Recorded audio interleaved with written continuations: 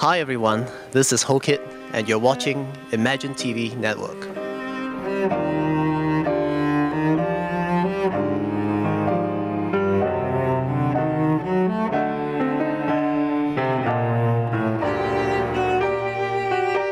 Well, I think the experience of first picking up the cello, it's quite accidental. You see, I have an older brother who, like myself, was sent to piano lessons at a young age, but my brother subsequently switched to playing the violin and he was making quite some good progress on it, and my parents encouraged me to take up the violin as well, but you see, as a young kid at that time, all I cared about was outdoing my brother, so I just chose an instrument that was larger.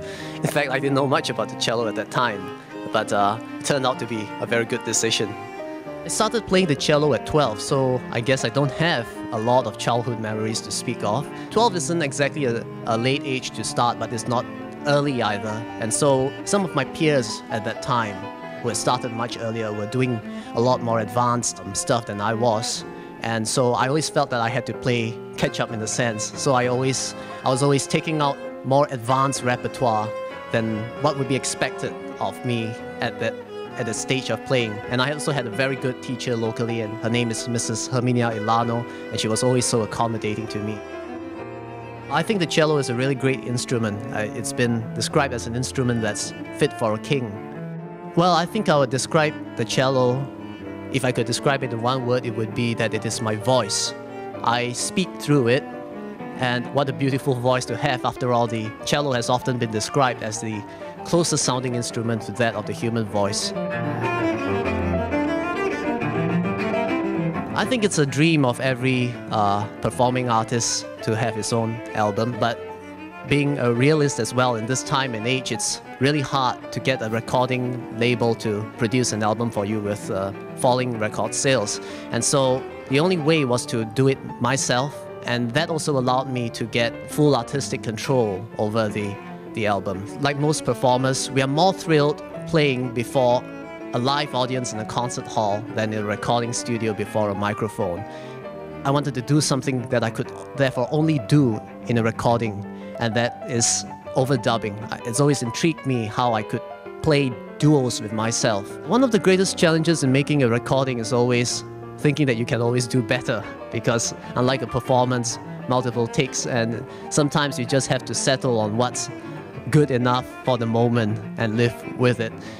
But the other challenge that comes along with this particular recording is unnatural in the sense that it's not a performance. So preparing for it, I had to always play only one part and imagine the second part. My greatest inspiration for my album was Jascha Heifetz's 1946 recording of Bach's Double Concerto.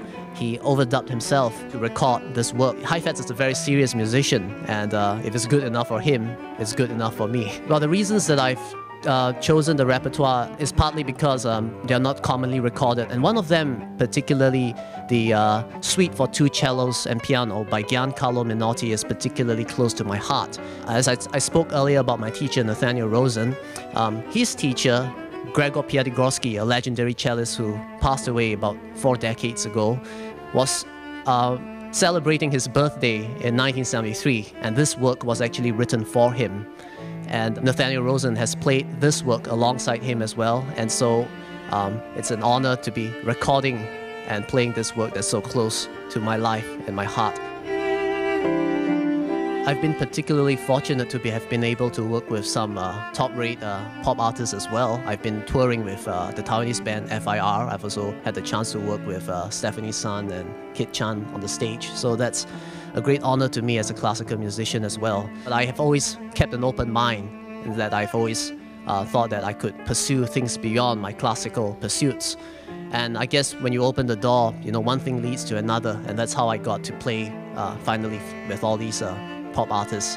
I am considered a little more unconventional myself in the classical sphere because I dress up a little differently from the rest. But I think it's always a breath of fresh air to have a different style. But at the same time, you don't want to go over the top with that as well. After all, this is still classical music. It has to fit the nature of the music. I guess for myself, as a young artist, one of the most important things is basically to get your support as the audience. I hope if you've liked my music and my story, that perhaps you would consider dropping by some of my concerts in the future.